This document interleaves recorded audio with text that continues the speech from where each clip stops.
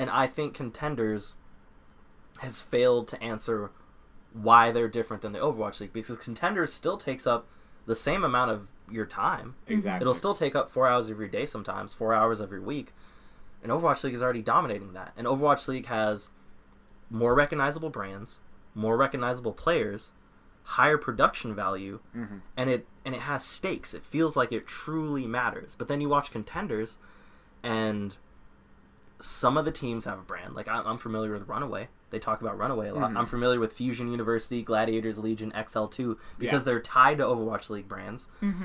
But then, who's Chicken Contendies? Like, you know, there are some teams that are just kind of... Clockwork Vendetta had a brand, but at first, nobody knew who they were. Hold on, pause. That is, like, the best Contenders it's an incredible name. I just had to be like, hold up, let me roll with this bag real quick. That is a brilliant name. Yeah.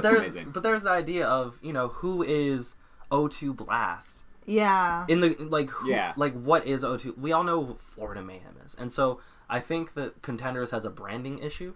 Yes. That these teams don't have a distinct real identity. And I don't think that they've spent a lot of time building that identity. And some of these organizations do have ties and other things. I think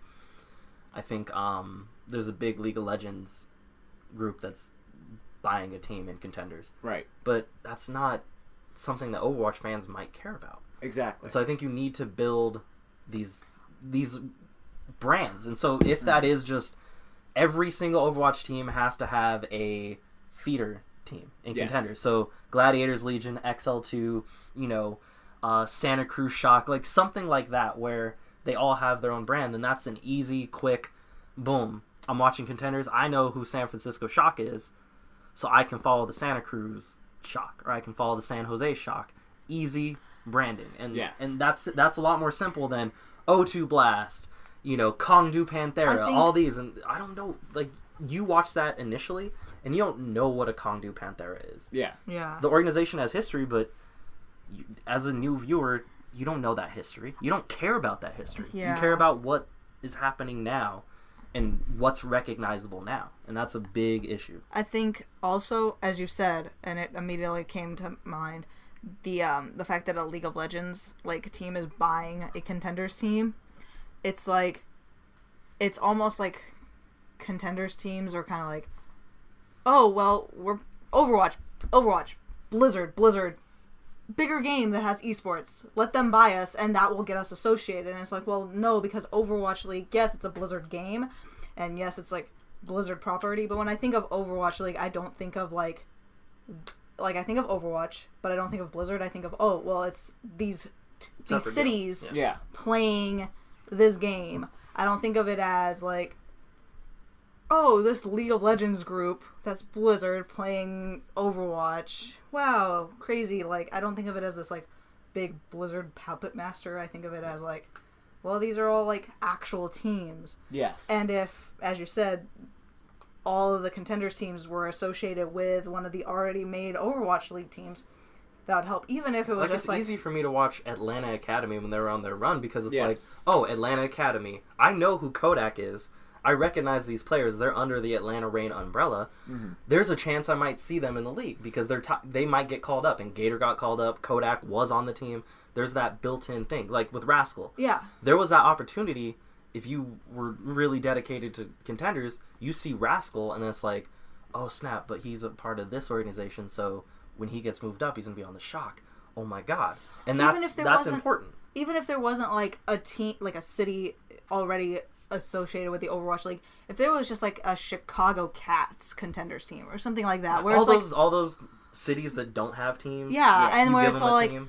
Then when it comes around to like 2021 when the new season is and there's more team signing and you're like, oh, Chicago has a team now, it's rebranded, but it was those Contenders guys, or oh my God, you know, it's the Vancouver thing, where you just like bring the team up and they already have a built-in base. Like, holy crap, man, the Iowa, Des Moines, fucking something or another. But also, there's another thing where there's nothing Contenders can offer you that Overwatch League doesn't offer you. Yeah, exactly. And that's a big thing where if they were able to play with the Contenders model a little bit, Because right now, the contender season is confusing, and there's all these different regions, and it's kind of like, all right, well, it's not East Coast, West Coast. It's just random streams on a day where you're like, oh, that game's on, cool. But if they played with some of the format of Contenders, like Contenders North America, if you played with the format, and maybe it's like Pacific, like they're doing now with the Overwatch, like Pacific, and before going into 2020, the Pacific and then the East Coast. Well, I'm thinking even crazier. Like Atlantic. I'm thinking you make it like a cup. Like, this is the Contenders Cup. And there's no regular season. There's no whatever. This is just a straight up huge tournament. And it's like you make it a thing. That's why the Gauntlet was so cool. Because it was all these different Contenders teams from around the world. They actually made it feel like a big deal. And it worked. So I think if Contenders was simply... Contenders like it's not like...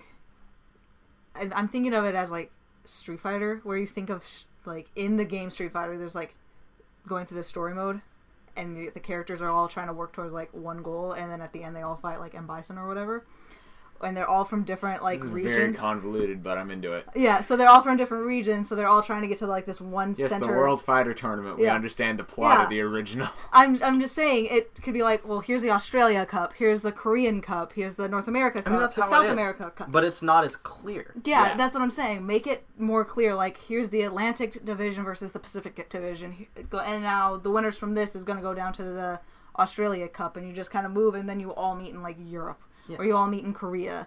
And then you all meet in, like, because that's South how America. It's set up. But it's convoluted and just there's no reason to follow it. But I think if it was more clear where this week or this month, we are having a, 16-team tournament to determine the most dominant team in North America. Or we're having a 16-team tournament to determine the most dominant team in Korea.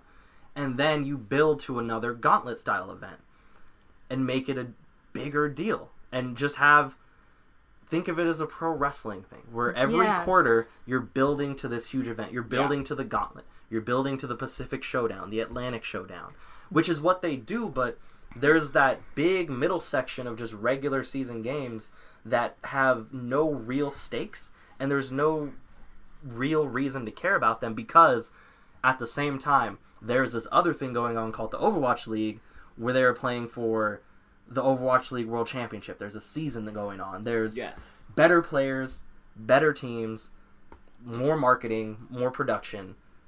With Contenders, it has its place. You need to have a spot for all this talent. I understand that. But if we're looking at something that can be instantly popular and recognizable, look at Collegiate. I think Collegiate could be infinitely more popular than Contenders, despite the skill level being lower. And just despite the skill level being lower, because here's one thing. If you look at college sports, college basketball, college football, some of the biggest sports in the entire United States. Yes. There's only 2 players on a team, and that's being generous, that will ever make it to the pros. Right. You look at Duke. Yeah, they had Zion, Cam Reddish, and RJ Barrett.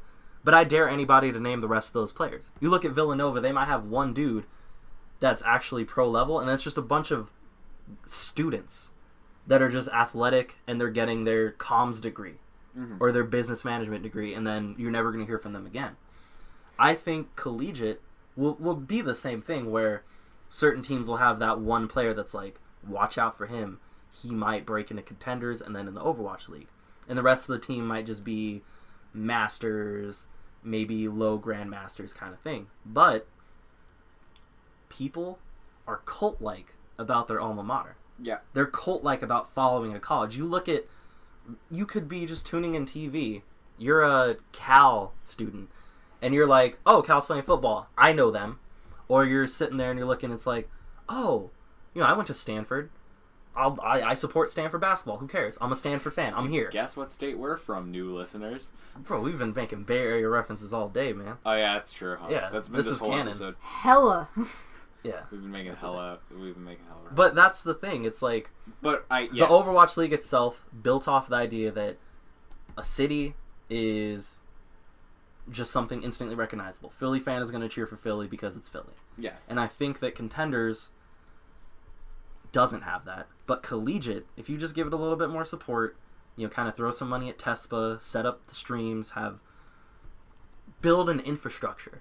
Then I think collegiate could be a perfect second league in terms of popularity, because there's that built-in, I went to Stanford, I know, I'm just going to cheer for Stanford, who cares?